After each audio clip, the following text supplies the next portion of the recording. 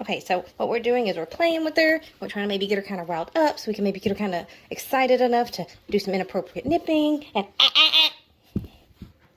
Good girl. Good girl, yes. Good girl, yes. So that's really a lot of times all you have to do is just that noise and come here.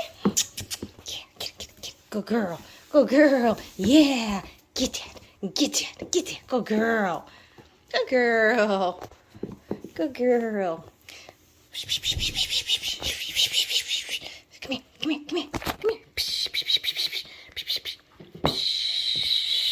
Oh. Gotcha. Good girl. Good girl. I mean, you can see that we've been doing this so long that I can already just barely get her to even nip me when I try. It takes some work here. She really is already learning in just 2 weeks to be much gentler. What a lot of people do is they don't correct. They don't do the noise. You know, they just ignore it and hand them something else to chew on. And that doesn't tell them that what they were doing at first is wrong. I mean, if you're sitting at your desk at work and you're doing your job and, you know, your boss comes up and hands you a latte, that doesn't tell you that you were doing something wrong. I mean, you were just given something good, so you were probably doing something right.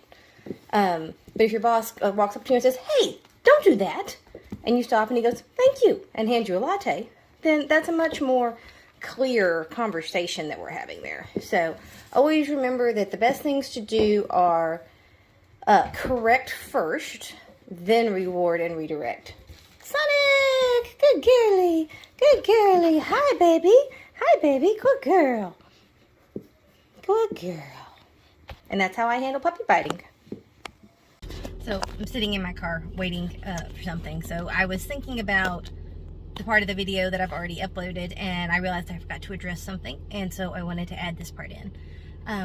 One of the common pieces of advice that I see thrown around on the internet about puppy biting is that when your puppy bites you, you should yelp or squeal or make an injured noise like a litter mate or something like that. Please don't do this. I don't know where this advice came from, but it is absolutely one of the most ridiculous, nonsensical pieces of rubbish in the training community for two reasons. The first is a practical reason, which is that it simply doesn't always work. It just depends on the personality of that puppy. Some puppies don't care if they're accidentally hurting you when they play. It's like kids. If you watch kids play, some kids play really rough, and they don't care if you cry. I've seen kids on the playground, one knocks one over, the other one starts crying, they just make fun of them and do it again. Well, you've got puppies who've got really forward personalities who don't care. They're just gonna look at you like, man up, this is how it goes, learn to play, play along. So that's the practical reason not to do it. The philosophical reason not to do it is that it simply sets a really, truly horrible precedent for your training. You are not a litter mate. You are not equals. And I know that we've debunked alpha theory and things like that, and I agree with that 100%, that we've debunked that.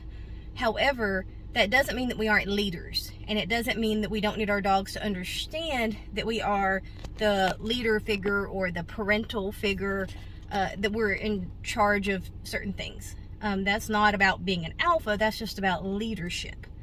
Alpha theory was about this idea that there's this one individual that controls all the resources, etc., etc.